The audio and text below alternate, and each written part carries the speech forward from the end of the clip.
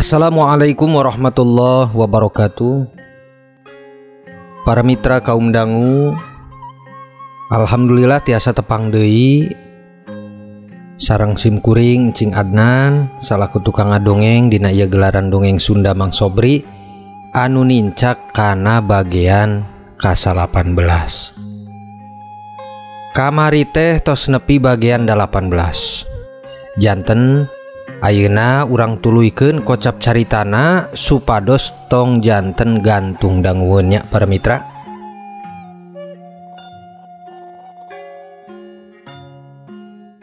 Nanging sateu acana urang ngawitan simkuring ngahaturkeun nuhun ka para mitra kaum dangu anu kantos subscribe, like sareng komen, oge malihan kantos kersa ngabagikeun ieu dongeng rekaan enggal simkuring dina judul Mang Sobri.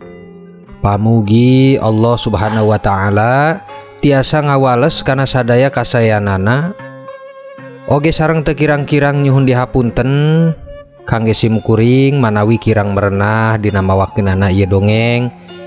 Sok paribasana loba undak usuk basa anu teu acan leres, atanapi sok aya oge nyebatkeun kasamianana boh dina ngaran, tempat, gelar, jeung sajabina.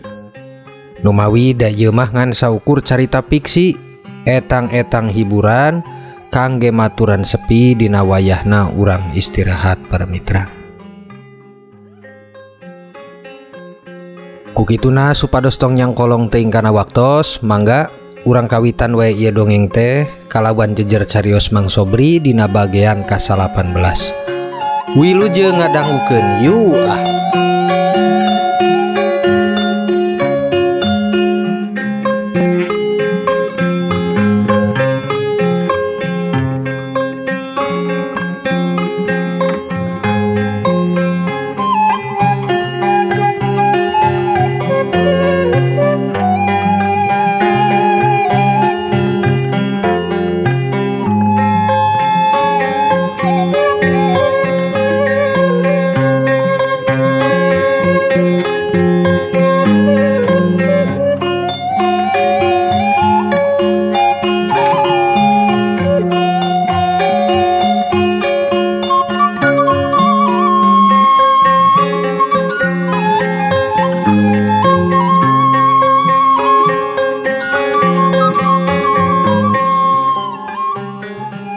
Para mitra kaum dangu, Nyi Lastri harita anu tos di dapur.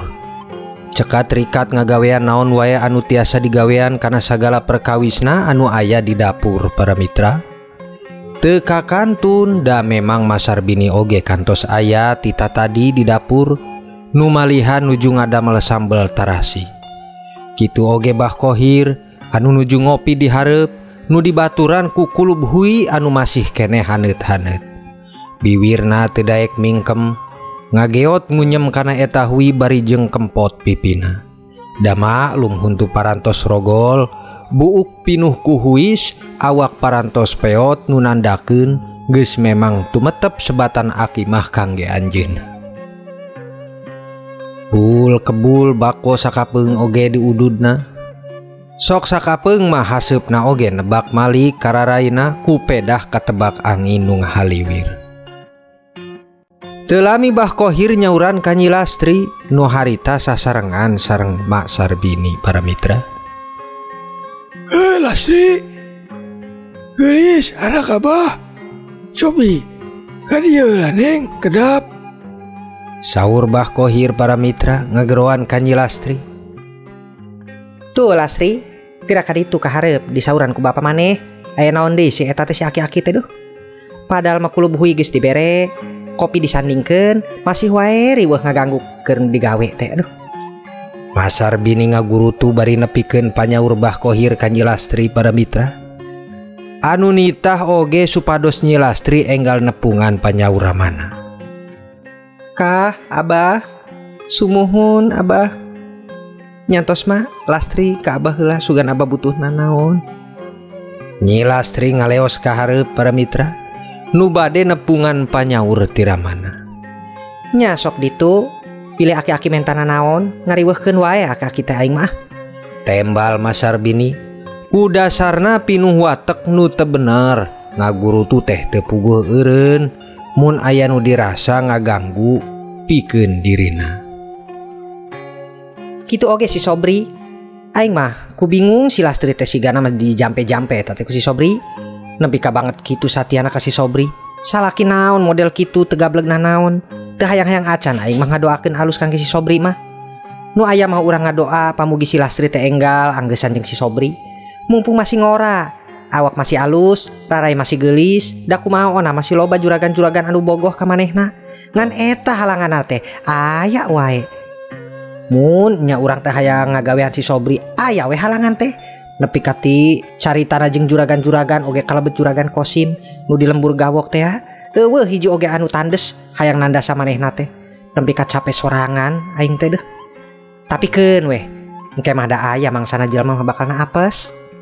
Tutur gunemna malah beuki goreng patut kadituna para mitra.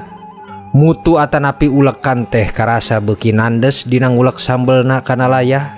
Ku banget nandakeun saking ku geuleuhna ka Mang Sobri anu janten minantu anjeunna.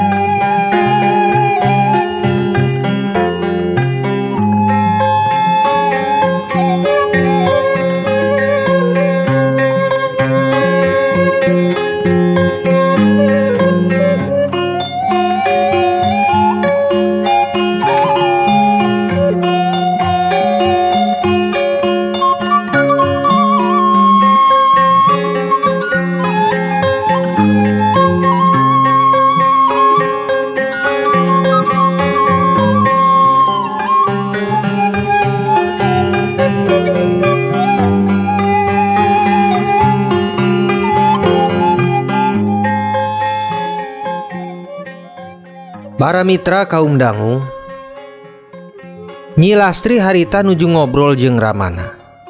Duka karena perkawis nama ngobrol ke naon eta teh. Dan nu pasti Nyi Lastri jeung Mbah Khohir asa biasa wae nu nandakeun panginten obrolan mah masih dina cara umum kawajaranana para mitra.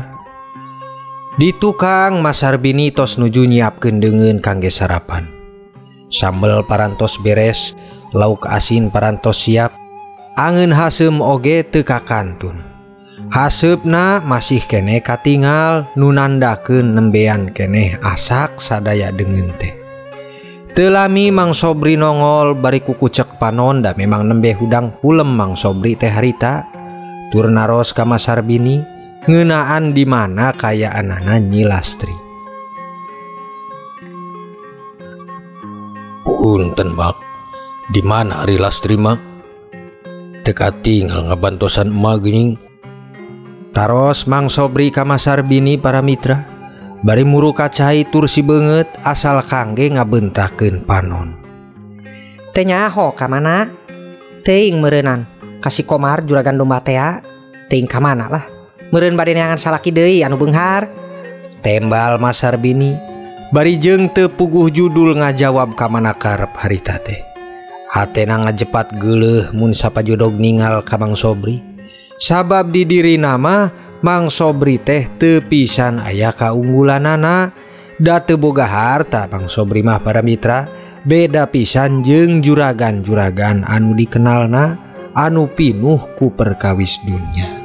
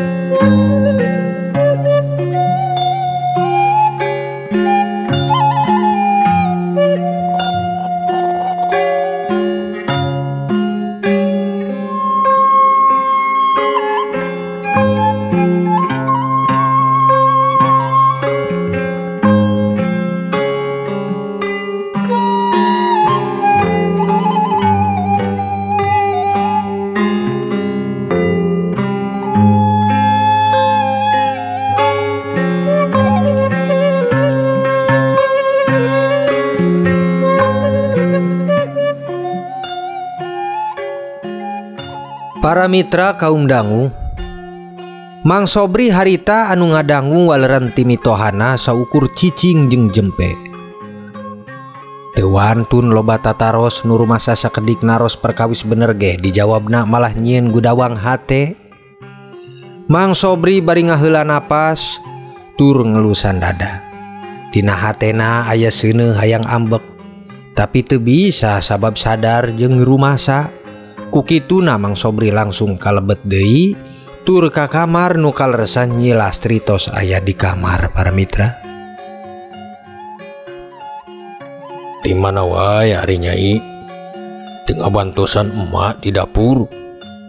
Mang Sobri naros ka Nyi Lastri bari jeung nyusut cai nu masih keneh kasisa diraraina ku salampe beureum para mitra. Henteu ti mana-mana engkang. Dihareup sareng Abah ngobrolkeun akang kana hasil usaha. Ku Lastri dijawab alhamdulillah. Aya ku kekengingan saprak nanti akang ngawitan di poe kamari kitu. Waleureun Nyi Lastri ka Mang Sobri para mitra. Nu harita bari meresan kasur urut sarena Mang Sobri. Ngadangu waleuran Nyi Lastri, Mang Sobri emut basa peuting teh aya batu nu dibawana dina jero kembu dari gen. Nu teh sanes eta teh emas anu dijanjikeun ku si tuyul teh para mitra. Nyanyi. Dupi akang teh nyimpen batu di kembu. Diampihan ku Nyai atanapi masih di kembu Nyi. Taros Mang Sobri bari masih tenang hate harita mah. Pamikirna eta batu mah bakal nage aman. Da sabab moal aya kabitana keur saha wae ge ukur batu biasa da eta mah katingalna para mitra. Sumuhun engkang. Isuk-isuk teh diparios deui. Aya batu teh di kembu. Da bilih sapertos kamari aya duit dina kembu, aripek teh ayeuna mah geuningan batu. Sigana mah akang teh keur ngaheureuyan nya ka Lastri. Atuh terang da eta mah batu ku Lastri teh dipicieun weh eta teh Kang. Jawab Nyi Lastri bari disangki heureuy ku ayana batu dina kembu teh para mitra. Sok bilih pedah kamaritos diparios kembuna, mun isuk-isuk pasti diisuk ieu oge bakal sami diparios. Nanging Mang Sobri kaget ngadangu eta batu teh dipicieun ku Nyi Lastri dina nyatana. Dipicieun Nyi? Dipicieun ka mana ku Nyai? Taros Mang Sobri janten malah jadi kabingung kangge Nyi Lastri dina harita para mitra. Sabab si ganu bener kaleungitan Mang Sobri teh ku ngadangu kitu nyatana. Sumuhun engkang, dipicieun ku Lastri, tapi duka ka mana nibana eta batu teh da ka arah tangkal kalapa harita mah. Kunaon kitu Kang? Ngan saukur batu gunung. Asa siga naon wae? Tembal Nyi Lastri. Sanaos kaget jeung bingung ngadangu patarosan Mang Sobri, tapi masih dianggap enteng para mitra. Da sidik jelas batu nu dipicieun mah pasti loba gagantina mun kedah nyaneangan deui oge. Aduh Nyai, eta teh emas Nyi. Emas kulondongan. Luarna hungkul batu, jurana mah emas sapertos kacang taneuh gambaran anak itu. Mang Sobri kurikat ngajawab bari jeung ngajelaskeun sanyatana eta batu ka Nyi Lastri para mitra. Atuh harita Nyi Lastri oge kaget pas ngadangu kitu nyatana. Ah, anu leres Kang. Terang ti mana eta teh emas? Da jelas batu biasa Kang. Kumaha atuh pamitos kieu? Nyi Lastri kurikat nembalan bari hate marada ham-ham asa ku bingung aya rasa percaya jeung teu percaya nakana penjelasan ti Mang Sobri teh para mitra. Geus Nyi. Ayo teang Nyi. Tong loba tarosna bisi kaburu ditimukeun ku batur. Wayahna tong gandeng heula bisi batur ke mimiliwan neang.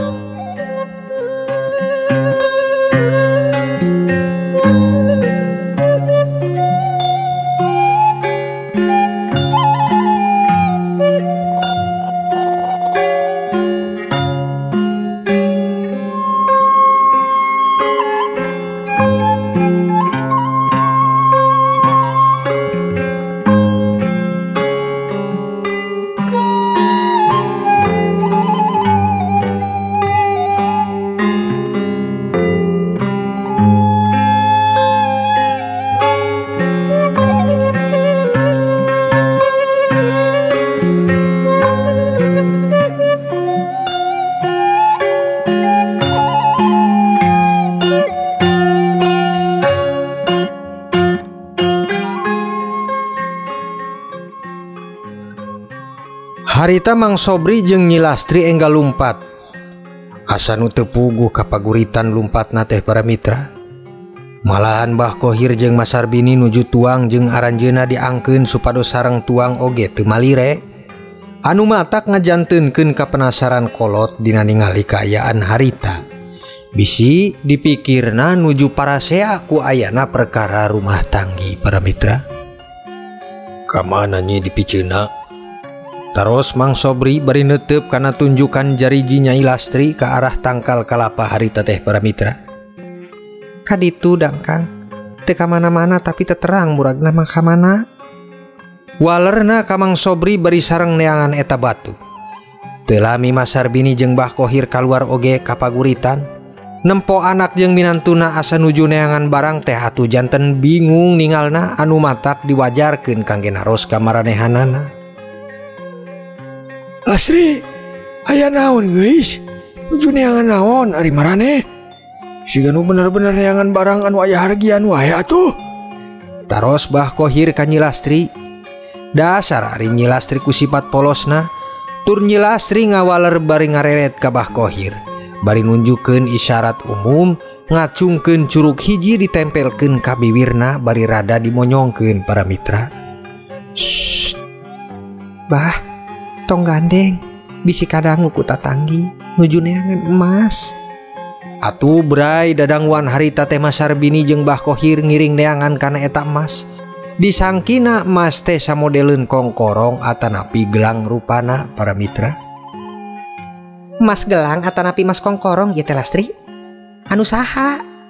Taros Mas Sarbini bari panon mah melong terus ka sagalitereun. Bisi anjeunna bisa nimuan ti heula kana eta barang anu diteang para mitra. Sanes mah Kang Sobri basa peuting nimukeun batu diasupkeun ka jero kembu. Isuk teh ditinggal kembuna ku Lastri. Laras da memang batu biasa atuh dipiceun ku Lastri teh. Tapi tadi di kamar Kang Sobri teh ngajelaskeun eta batu teh saurna jerona emas golondongan kitu mah. Pokna Nyi Lastri ngajelaskeun ka Mas Sarbini anu didangu oge ku Mbah Khohir dina harita da teu jauh posisina Mas Sarbini jeung Mbah Khohir teh. Ah tong didenge, tong dipercaya teuing omongan si Sobri mah atuh Neng. Salaki maneh teh geus gelo sigana mah. Tiba heula jamanan buyut nepi kiwari ge teu acan aya caritana pagunungan bulang taneuh nangandung emas teu aya. Ari bieu disebatkeun batu jerona emas. Gelo eta mah Lastri. Geus stres sigana mah salaki maneh teh. Geus tong dilajengkeun nurutan jelema anu burung kitu. Cepat kocap Mas Sarbini ka Nyi Lastri bari sorana teh ditarikeun para mitra. Atuh Mang Sobri ge ngadangu tapi ukur ngareret jeung cicing teu aya tembalna. Malihan teras ngelajengkeun neangan batu anu dituju. Maneh mah anggar wae ni. Ulah kitu. Sugan mah bener naon anu diucapkeun ku Sobri. Da anu terang atuh.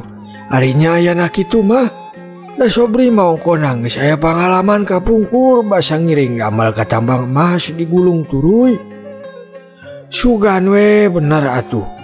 Da aya dasar bisa terang ngabedakeun bahan batu biasa jeung bahan batu anu ngandung emas. Jalma mah ulah asal ceplos wae. Mbah Khohir kunyaram jeung nyaring bahasa sadar. Nganengahan kana cara istrina anu banget kacida goreng sungutna para mitra. Alah, rek pengalaman naon ge teu bisa dipercaya si Sobri mah. Munnya bisa mah atuh geus beunghar ti bareto oge maneh teh. Buktina anak urang malah jadi sangsara kieu nyatana. Kocapna bari melak cangkeng harita nurus sungut monyongkeun adat nu pedah ngarasa letah teu aya tulangan teh para mitra. Sanaos kitu Nyi Lastri jeung Mang Sobri mah masih terus neangan kana eta batu. Atuh teu lami eta batu anu diteteang teh katimukeun ku Mang Sobri. Nyaeta ayana dihandapeun tangkal kalapa kasemped ku batu sejen di pageran bilik para mitra. Katimu ieu Neng batuna. Alhamdulillah atuh nuhun Gusti. Rejeki teh teu ka mana geuning. Mang Sobri bungah rasa hatena. Peda batu tetos ditimukeun sagolondong karena kalawan teu aya anu cacat atanapi gompal pisan para mitra. Tur kabehanana atuh ngadeket kumpul ka Mang Sobri di handap tangkal kalapa. Bari diulak ilik eta batu teh langsung wae disorobot ku leungeun Mas Sarbini. Serobot si batu teh ditewak ku leungeun dua Mas Sarbini. Bener Lastri, salaki maneh manggeus teu eling, stres. Batu kieu disebat emas, cobi ditinggal ku didinya bah. Emas atanapi batu. Mas Sarbini mikeun batu sakepeul ka Bah Khohir. Nya kitu Bah Khohir oge sidik-sidik dibulak-balik ke dalares batu biasa. Sumun, batu biasa da ieu Mas Sobri. Teras si batu teh diberekeun ka Mang Sobri ti Bah Khohir teh para mitra. Tur ditampanan ku Mang Sobri. Sumuhun bah, batu biasa tapi jerona ieu teh emas. Geus tong lila-lila mun nya ieu bener omongan maneh Mas Sobri. Bener henteu ieu teh. Emas atanapi batu teh sia teh gelo sigana mah. Sok dia coba. Kadiekeun, urang pecahkeun. Mana batuna? Si batu teh disorobot deui ku Mas Sarbini. Tur batu teh ditumpangkeun kana luhur batu sejena anu gede. Tur dibebek si eta batu teh. Kalawan sababaraha kali bebekan. Buk, buk, buk. 3 kali si batu dibebek. Masih can wae bisa pecah para mitra. Ih, hese teuing eta rompalna batu. Ngaranna ge da batu kumaha onam ge. Tetep we da batu. Gelo ieu masih Sobri. Teu lami Mang Sobri ngaganti nu ngabebekeunana kana eta batu teh para mitra. Sadayana pada ngalinter ngumpul bareng-bareng ngariung kana eta batu. Tur ku Mang Sobri si batu teh dibebek. Buk, buk. Ih Neng Nong para mitra. Hapunten dongeng teh kabujeng Neng Nong. Kumaha kalajengan anak ieu carita mangga urang antosan wae kana bagian ke-20 nanya para mitra. Simkuring Cing Adnan nyuhun pangapunten tina sabudaya kakirangan sareng kalepatanana dina mawakeun ieu carita. Sapunyere pegat simpai paturai patepang deui. Wassalamualaikum warahmatullahi wabarakatuh.